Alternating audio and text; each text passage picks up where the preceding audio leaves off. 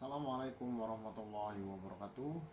Kembali lagi di channel saya Yuni Arjuna dan TikTok saya Joni Urut Pangkal Pinang. Nah, kali ini saya akan membahas hukum syariatnya tentang kurban. Nah, sesuai petunjuk dari kitab Sabilal Mutadin, kitab fikih, dan juga hadis Bukhari Muslim. Ya, hadis Bukhari Muslim, dan ini kitab Sabilal Mutadin. Ya. Jadi banyak konten-konten yang membuat kurban ini banyak dibikin lucu-lucuan ya. Banyak dibikin konten lucu. Kenapa yang berkurban itu laki-laki? Kenapa nggak perempuan? Di sini sudah salah artikan ya. Banyak orang yang tidak paham sehingga membuat konten yang disengajakan, bahkan menyesatkan umat ya. Membuat konten itu boleh-boleh saja, akan tetapi jangan sampai membuat konten yang merusak nilai agama. Apalagi di dalam syariat kita udah jelas hukumnya, ada syariat hukum yang sesuai dengan hadis dan petunjuk dari Al-Quran. Jadi jangan main-main tentang syariat ya. Di sini saya akan menjelaskan secara dari apa yang saya pelajari dari guru-guru saya ya. Kurban itu barang yang disembelih ya. Hewannya apa aja, dari onta bisa, sapi, kambing, kerbau ya. Nah, orang yang berkurban itu menghampi dirinya dengan Allah. Nah, arti berkurban ya di sini ya, arti berkurban ya. Kalau di kitab Sabilal Mutadin ini itu jelas di halaman 223 ya, tentang arti kurban ya. Berkurban itu wajib di hari Idul Adha atau hari haji ya. Orang lagi ibadah haji dalam syariat agama kita ya. Nah, sedangkan di kitab tentang kurban sesuai dengan hadis ya, hadis Muslim, apabila 10 hari pertama telah tiba dan seseorang ingin berkurban, maka janganlah dia mengambil bulu dan kuku hewan kurbannya. Nah, jadi bagi siapapun yang ingin berkurban itu secara ikhlas dalam hatinya, dia mengikhlaskan hartanya untuk berkurban.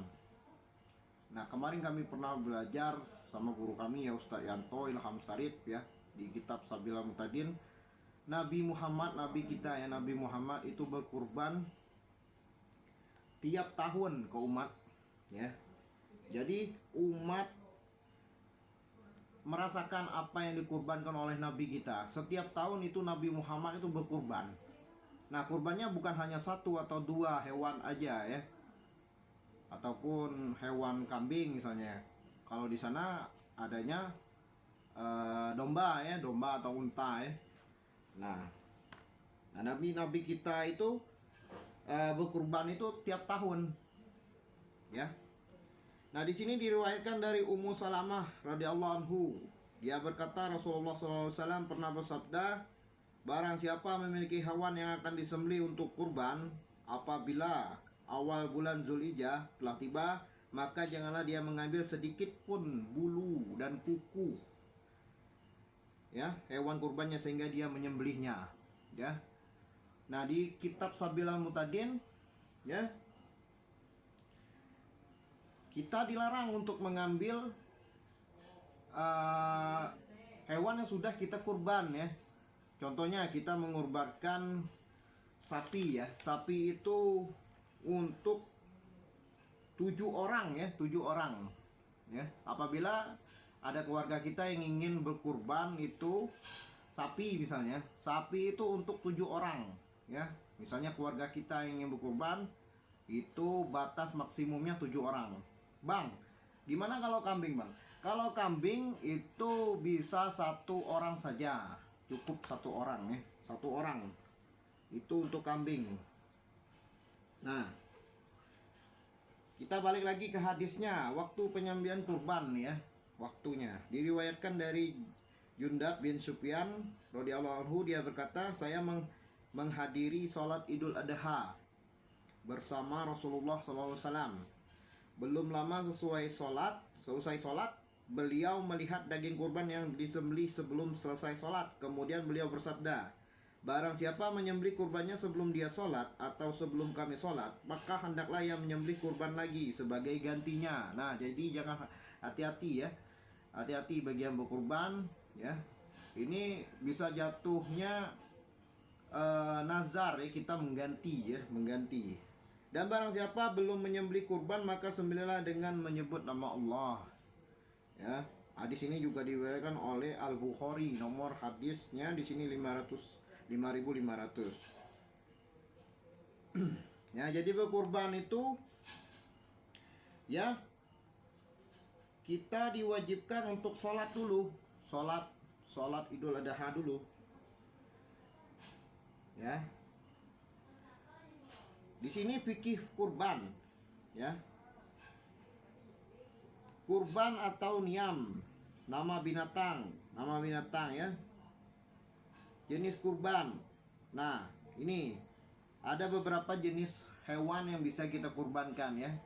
Dalam kitab Sabil Mutadin yang sudah diartikan dan saya sudah mengambil belajarnya dari guru hamba, yaitu binatangnya onta, lembu, kerbau, kambing, sapi, lembu hutan. Lembu hutan itu haram ya, haram. Nah, lembu tahu lembu ya, tahu ya. Lembu ini diutamakan, kemudian kambing, lembu, domba. Nah, untuk umur binatangnya ya, yang tertinggi itu misalnya 2 tahun ya. Jadi umur binatang itu baik sapi, kerbau ataupun kambing, domba itu 2 tahun ya. Cari yang 2 tahun ya. 2 tahun. Umur ibu dan bapaknya, umur 2 tahun antara biri dan kambing. Biri ini bisa di domba tadi ya. Nah, untuk 2 tahun, untuk umur 2 tahun tadi ya, untuk 1 ekor hewan tadi itu 7 orang ya. Nah, untuk kambing itu cukup 1 orang dalam kitab Sabilal Mutadin ya. 7 ekor kambing lebih afdol ya, misalnya ya. Ciri-ciri binatang kurban itu warnanya, nah yang bagus ini warna ya, warna untuk hewan yang berkurban ya. Untuk berkurban ini warnanya harus bagus ya. Nah, ciri-ciri binatang yang berkurban ini warnanya putih. Nah, yang kedua itu warna kuning. Yang ketiga kelabu. Yang keempat merah. Yang kelima belang putih, belang ada putih-putihnya, belang. Dan hitam ya, hitam juga boleh, hitam. Laki-laki abdol, betina juga boleh. Nah, ada saya dengar dari konten seseorang ya, mungkin ya, jangan tersinggung ya, ini soal syariat, jangan dimain-mainkan ya. Nah, bang, gini nih bang, kenapa setiap kurban itu hanya laki-laki, kenapa nggak boleh perempuan? Masya Allah bro, hari gini lo masih main-main tentang lucu-lucuan tentang agama. Jangan bro, kamu bisa salah artikan. Ini yang mengarang kitab Sabilal Mutadin ini seorang ulama ya. Beliau termasyhur ya, orang pinter ya, orang pinter, orang yang berakhlak. Jaga akhlak kita, walaupun itu konten lucu-lucuan ya. Jangan bro ya, sayang ya. Di sini dijelaskan di dalam kitab Sabilal Mutadin itu boleh kalau tidak ada laki-laki hewannya. Boleh ya, boleh ya. Tetapi untuk yang bini atau perempuan hewannya itu diabdolkan ini belum beranak. Nah, itu hukumnya. Jadi di sini yang bikin konten main-main itu tentang berkurban, kenapa yang kurban itu hanya dibolehkan wanita, nggak boleh dibolehkan laki-laki, bukan wanita, bukan yang bini. Nah, kalau yang bini misalnya contohnya kalau orang Bini tuh nggak kuat untuk berkurban katanya, dimain-mainkan. Astagfirullahaladzim bro, hari gini lo masih main-main tentang agama Allah, salah besar bro. Lo bisa menyesatkan umat, lo bisa menyesatkan umat. Banyak yang nonton konten lo, udah stop. Kalau lo nggak tahu mending jangan. Ini saya share, saya udah lihat beberapa konten-konten ya yang tidak sesuai dengan syariat Islam. Boleh kita melakukan konten-konten lucu-lucuan, tetapi tolong jangan konten agama.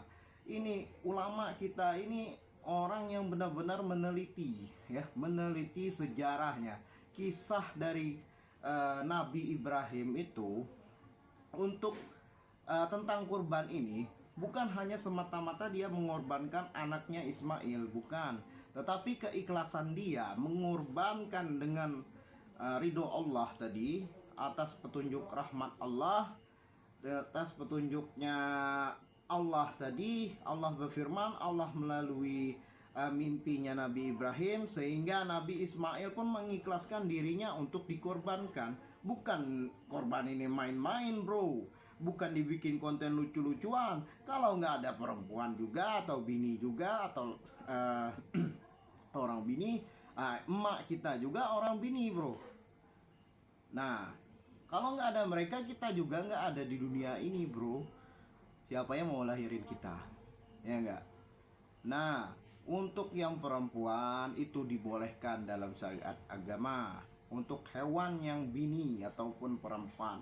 Tetapi ada tetapinya. Dalam hukum syariat agama, dalam kitab Sabilal Muhtadin karangannya Syekh Muhammad Arsyad Al-Banjari yang kita pelajari melalui guru-guru kita, yaitu diabdolkan betina boleh ya, tetapi ya yang belum beranak, artinya yang belum punya anak, si kambing tadi ataupun si sapi tadi belum beranak, boleh, umurnya 2 tahun lebih bahkan.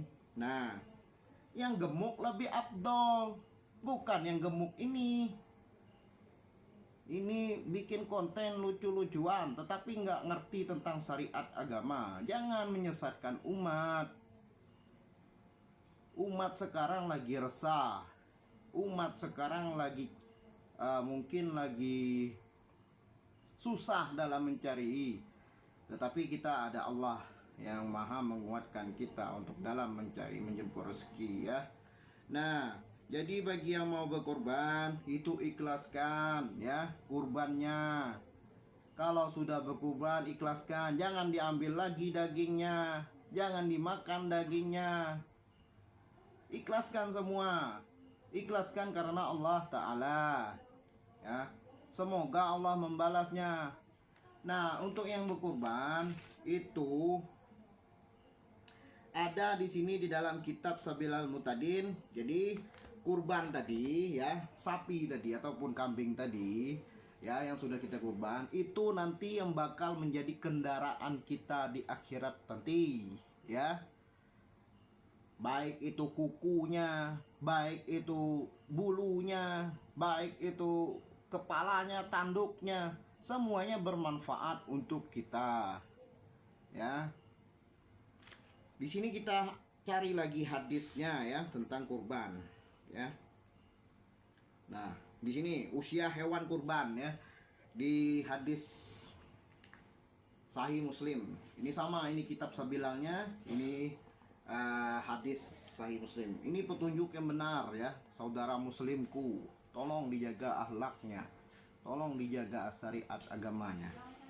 Jadi untuk usia hewan kurban itu diriwayatkan dari Jabir bin Abdullah radhiyallahu anhu, dia berkata Rasulullah SAW bersabda, janganlah kamu menyembelih hewan kurban kecuali telah dewasa. Tadi di dalam kitab Sabilal ini diartikan itu umurnya 2 tahun ya. Nah, di sini di hadisnya kecuali telah dewasa, kecuali jika sulit kau dapatkan maka sembelihlah kambing muda. Boleh kambing muda. Yang kelima di sini berkurban kambing muda, diriwayatkan dari Uqbah bin Amir radhiyallahu anhu. Berkata Rasulullah SAW membagi-bagikan daging kurban kepada kami. Lalu saya memperoleh seekor kambing muda. Kemudian saya tanyakan, ya Rasulullah, saya telah memperoleh seekor kambing muda. Beliau menjawab, sembelihlah untuk kurban. Nah, hadis ini juga diriwayatkan oleh Bukhari, nomor hadis 5547.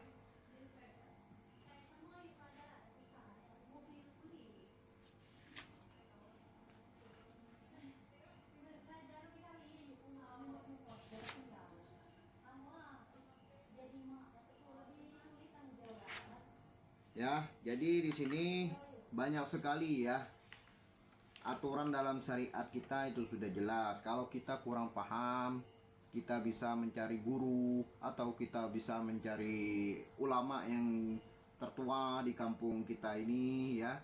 Jangan dijadikan konten main-main tentang kurban. Nabi Ibrahim itu mengikhlaskan seorang anaknya untuk dikurbankan. Bukan dalam artian Nabi Ismailnya dipotong, bukan. Itu ada rahasianya. Itulah rahasia Allah Subhanahu wa taala. Jadi sekali lagi saya minta maaf. Saya cuma membuat konten yang lurus ya. Hidup kita ini harus lurus ya. Dalam artian kita harus menjaga akhlak ya. Kita memberi konten itu agar tersampaikan kepada umatnya Rasulullah Sallallahu Alaihi Wasallam. Untuk yang berkurban itu semoga kurbannya bermanfaat untuk semua umatnya Rasulullah. Ikhlaskan kurbannya ya, itu berlipat-lipat ganda digantikan oleh Allah rezekinya ya. Untuk yang berkurban juga ikhlaskan dan ridhokan ya, itu sembelihannya ya. Jangan diambil lagi dagingnya, nggak boleh. Ikhlaskan ya. Semakin kita ikhlas, Allah meridhoi kita, Allah menginginkan kita menjadi yang lebih baik. Nah, nanti hewan yang kita kurbankan itu nanti bakal datang kepada kita. Itu menjadi kendaraan kita. Ya. Nah, untuk warnanya ya, warnanya sekali lagi ya saya bilang ya, untuk warnanya ya. Ini wajib nih warnanya ya. Warnanya itu di sini artinya ya. Warnanya itu boleh warna putih, warna kuning, kelabu, merah, belang putih, dan hitam. Nah, hitam lebih afdolnya laki-laki. Nah, boleh betina, asalkan yang betina tadi belum beranak ya, afdol. Gemuk itu lebih bagus ya. Jadi warna putih yang dianjurkan ya, warna putih. Nah, kalau nggak ada warna hitam nggak apa-apa ya. Nah, ikhlaskan ya. Jadi jenis hewan kurban onta lembu ya. Hikmah berkurban ini harus ikhlas. Di sini ya.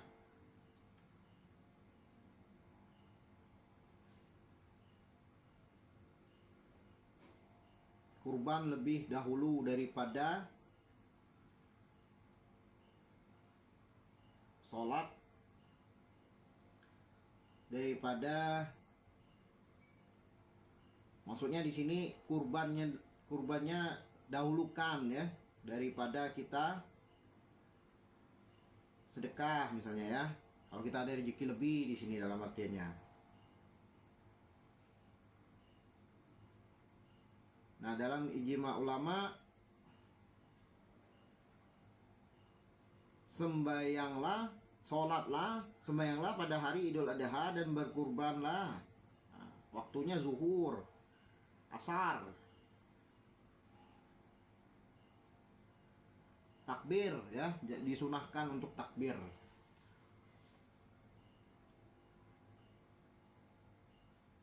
Kurban itu menumpahkan darah yang datang di yaumul kiamah.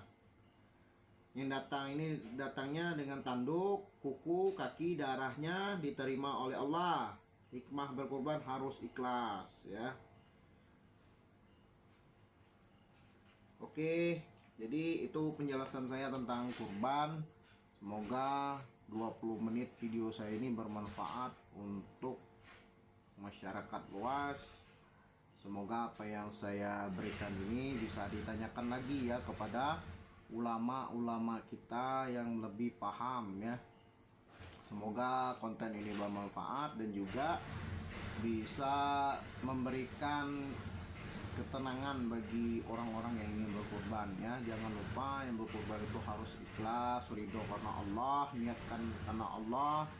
Semoga orang yang berkorban itu mendapatkan nanti apa yang dibalaskan oleh Allah Ta'ala. Wabillahi taufiq wal hidayah. Assalamualaikum warahmatullahi wabarakatuh.